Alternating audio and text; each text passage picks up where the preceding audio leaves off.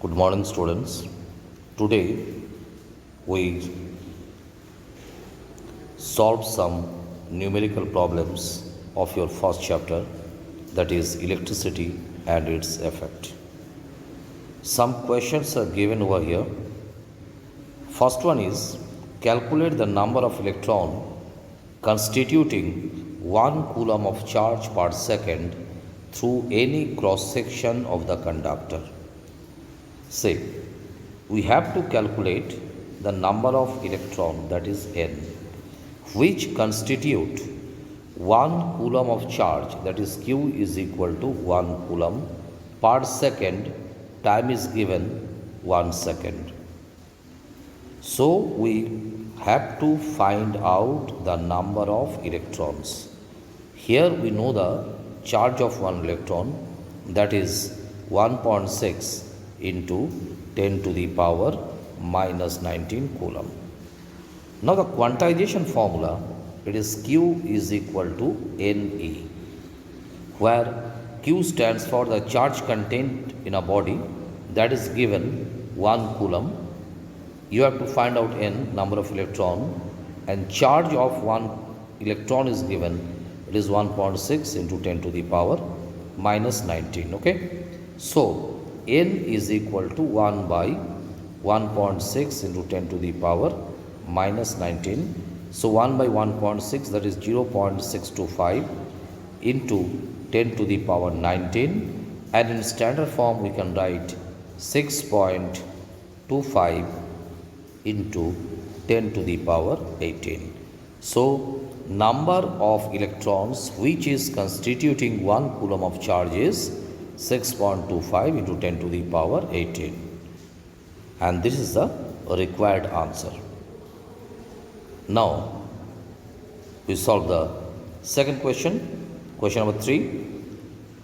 Here it is given how much work is done, means you have to find out the work done in moving a charge of 2 coulomb. Charge is given 2 coulomb across 2 points having a potential difference of 12 volt. So potential difference 12 volt and charge is 2 coulomb. We must know the formula of potential difference. V is equal to W by Q, work done by charge transferred. By using this formula, we have to find out the work done. So work done is equal to V into Q, right? V is 12, Q is 2. So work done is 24 joule. So 24 joule of work is done for transferring 2 coulomb of charge across 2 points having a potential difference of 12 volt. So our desired answer is 24 joule. This is a question number 3. Now the next one, question number 4. How much energy is given to each coulomb of charge? You have to find out the energy to each coulomb of charge.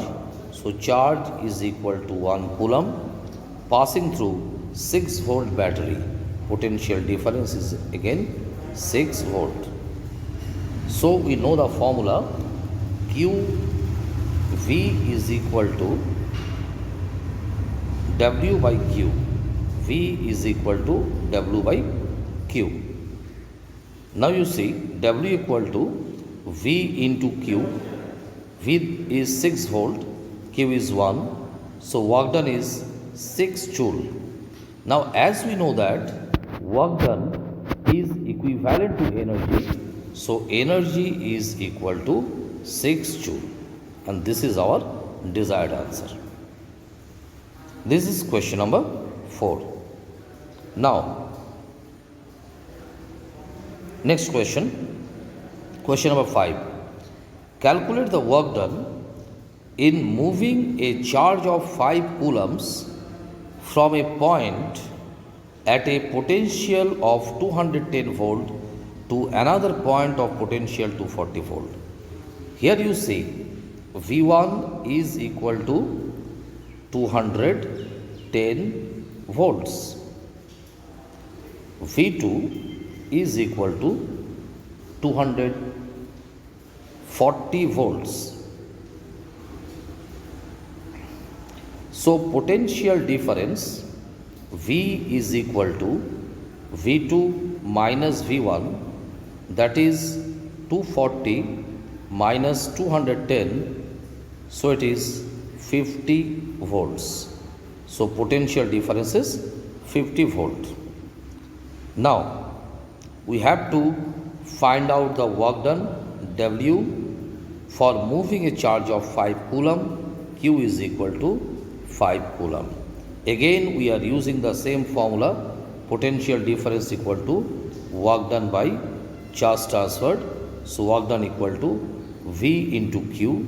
V is 50 and Q is given, that is 5 coulomb. So it is 250 joule, and that is the required answer. So for transferring 5 coulomb of charge from a point of potential 210 volt to another point of potential 240 volt is 250 joule. So 250 joule of work is needed for transferring 5 coulomb of charge from a point of potential 210 volt to another point of potential 240 volt. This is question number 5. Now see, question number 7. When a particle of charge 10 microcoulomb charge is given, that is 10 microcoulomb, you have to convert it into coulomb.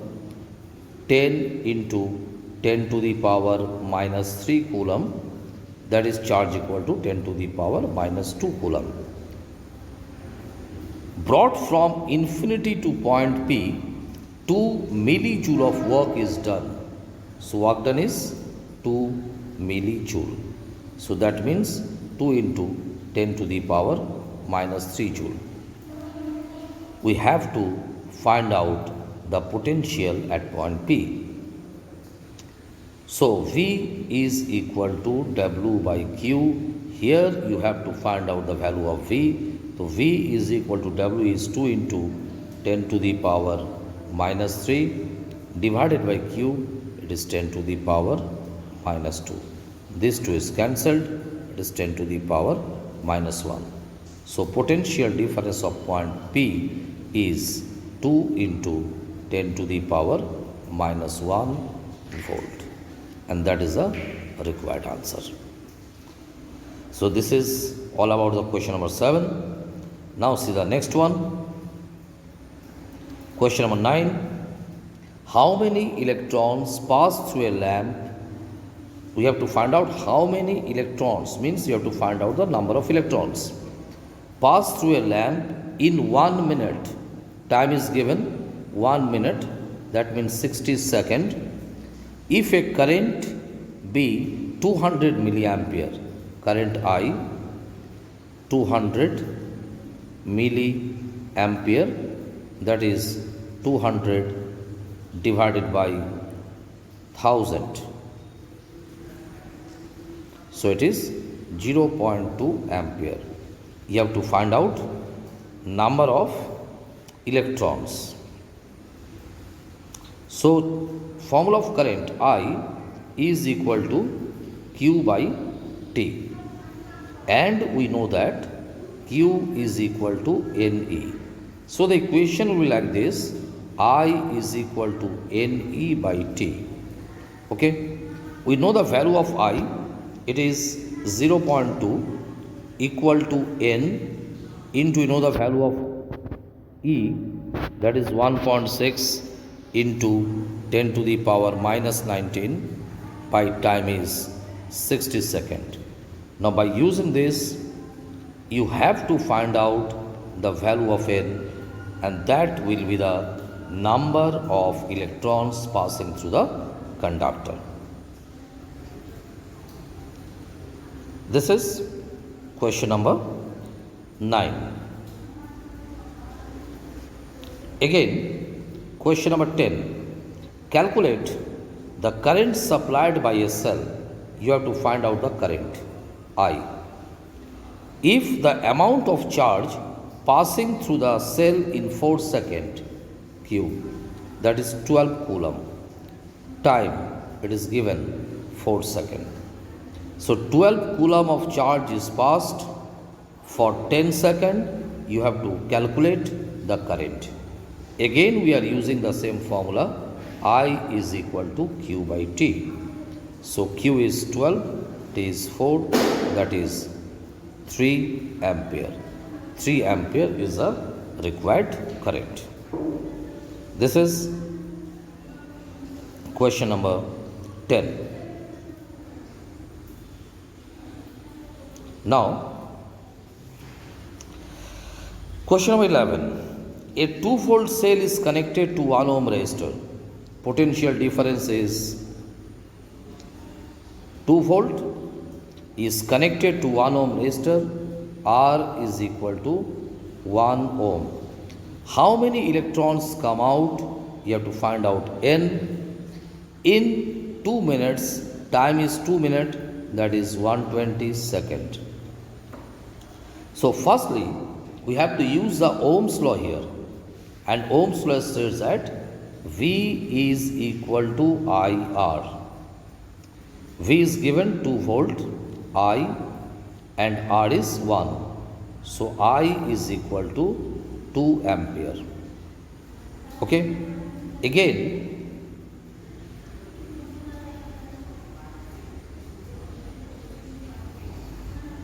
we have to find out the number of electrons, that is N. So I is equal to Q by T, right? And Q is equal to NE. So I is equal to NE by T. I is 2 ampere. In the place of I you write 2. N you have to calculate. E, its value is 1.6 into 10 to the power minus 19 divided by T, that is 120. Calculate it and get the value of N, and that is the number of electrons required. So I repeat the solution once again. Potential difference, resistance and time is given. You have to find out the number of electrons passing through the conductor. We are using Ohm's law and use this formula. V is equal to IR. V is 2, I and R is 1. We get current I equal to 2 ampere. Again, current is equal to rate of flow of charge. That is I is equal to Q by T. And you know that Q equal to NE. So the equation is like this. I is equal to NE by T. So putting the values of I, E and T, we can easily find out the number of electrons passing through it. That is N. So question number 11 is over, and after that we'll start question number 12. See question number 12. How much current will an electric bulb draw from 220 volt source? Potential difference is 220 volt. If the resistance of the bulb filament is 1200 ohm, so resistance is 1200 ohm, you have to calculate the current flow. We are using Ohm's law once again, that is V is equal to IR. V is given 220. We have to calculate I. R is given 1200. So using this relation we get current equal to 220 by 1200. Calculate it and get the value of current passing through it. In the same question, another question is given, that is how much current will an electric heater coil draw from 220 volt source Potential difference is again given 220 volt. How much current? We have to find out I. If the resistance of the heater coil is 100 ohm, here the resistance is 100 ohm. Use the same formula, that is V equal to IR. You can easily find it out. R equal to 220, I and R equal to 100. So I is equal to 220 by 100, that is 2.2 ampere. So 2.2 ampere of current is passing through it. So we have completed till number 12, and some more questions are given. You have to solve it by yourself. Today is this much. Goodbye.